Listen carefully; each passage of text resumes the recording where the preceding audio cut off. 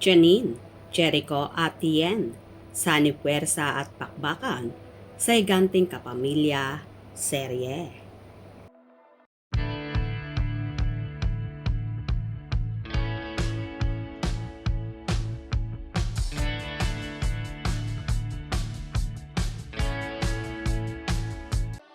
Nagbahagi nga ang ABS-CBN Studios ng larawan kung saan magkakasama sa higanting teleserye ang lovely couple na sina Janine Gutierrez, Jericho Rosales at Yen Santos. Kung saan ayon pa sa naging caption, siguradong titindi ang tension sa prime time kung totoo nga ang pagsasanib puwersa ng mga Urian awardee na sina Jericho Rosales, Janine Gutierrez at Yen Santos sa higanting proyekto ng ABS-CBN Studios. Abangan! Samot-saring reaksyon naman ang naging tugon dito ng mga netizen. Wow, Ekonin, Urian Best Actor and Actress. Samahan pa ng isang Urian Best Actress wagi. Can wait, Ekonin. Basta teleserye Tatak Jericho, alam na kung gaano kaganda. Most teleserye of at Jericho Rosales Official. Kahit sinong makatambal, iconic. Tapos kasama pa ang Baba at Janine Gutierrez. Tapos si Jackie ay si Y Santos. Malalang mga best actors ng Urian. Alam na. Wow, Echo and Nini, Urian awardee. Janine and Jericho, award-winning actors, the gold standard. Echo Yen, #Team Halik. Love you, Echo Nin. Yan ang panoorin ko, and the blood versus duty, action, and love story. Good luck and God bless. Wow, Ekonin. So excited to watch. Can wait, Ekonin. Yes, Echo and Janine. #Ekonin.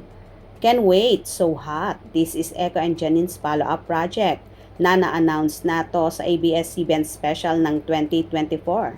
Jericho na naman at Janine. Halik tandem is back, Lino and Jackie. Wow! Ekonin, bakit may Yen pa?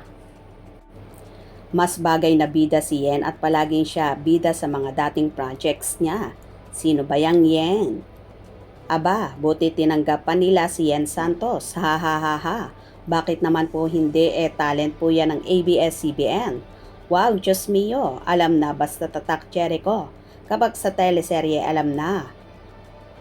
Halos most teleserye na ginagawa niya iconic and never ever disappoint. Ikaw nang kauna-unahang leading man na sumikat abroad at pangako sa'yo ang kauna-unahang binili ng foreign abroad na teleserye ng Pinas. At dito nag-umpisa na nabili ang lahat ng Philippine teleserye ng lahat ng station, not only ABS. Kaabang-abang kahit sa iwantfc.com. Ang tanong, sinong kontrabida sa dalawa ni Yen o si Janine? Feel ko si Yen kasi bagay din sa kanya yung mga role na kontrabida Parang mas bagay na kontrabida role si Janine. Of course, Janine. Nakakamiss din ang agawa ng kabitan ng serye ng ABS-CBN tapos may iconic na linyahan na sisikat ulit. Ay, galing si Yen. Ganda nito. Naalala ko yung halik nila. 4 dati. Sam, Yen, Echo at Yam Concepcion. Basta Jericho Rosales Official ang bida, alam na kung sa teleserye siya ang top actor at pinakatagumpay sa lahat. Number 1 Jericho, number 2 Coco Martin, number 3 si John Lloyd Cruz, number 4 Dingdong Dantes, at number 5 si Piolo Pascual. Nagbalik na ang Jericho and Jen after ng halik, but this time with Janine. Namiss namin si Yen, sinira lang ni Paulo ang karir niya Sinira ni Paulo, sinira niya sarili niya. Choice niyang pumatol sa may asawa. Sure ko matinong asawa dito si Yen, kabaliktaran in real life. Ha ha ha ha. Kung malahalik na series, ganda niyan. Kaso may Janine, sino kaya nagpartner ni Echo? Bagay rin kasi si Echo at Yen Ang ganda niyan for sure, balik teleserye Echo at Yen. Pareho naman yan sa Lavender Field. Si Yen naman ang bida, si Janine naman ang pangalawang bida. Hay nako, syempre si Janine. Si Janine ang bida dahil nandyan si Jericho, ikaw ang bida. Gusto mo ba? Hay, akala ko si Ma Salvador dyan, pinalitan pala siya. Flop series is coming, ha ha ha ha. Wow, ang galing naman to. Ibinigay ng ABS-CBN ang kahilingan ng mga tao na pagtambalin uli si King of Drama teleserye Jericho Rosales and Most Sexiest Woman Alive 2026 Janine Gutierrez at kasama pa si Yen, Sofia Andres at Elise Hoson. Super excited na to watch through TFC channel. Thank you ABS-CBN. Inunahan ang ABS-CBN mag-confirm.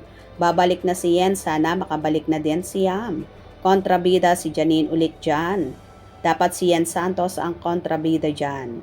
Galing ni Idol. Wow, another to look forward to. Maganda at madaming naka-line up na projects for Kapamilya. The more, the merrier. Wow, Yen is back sa Kapamilya with Echo. Dati na sila magkasama. Kasama si Yam. Wow, aabangan ko na naman to. Magandang teleserye na naman. Galing talaga ng Kapamilya.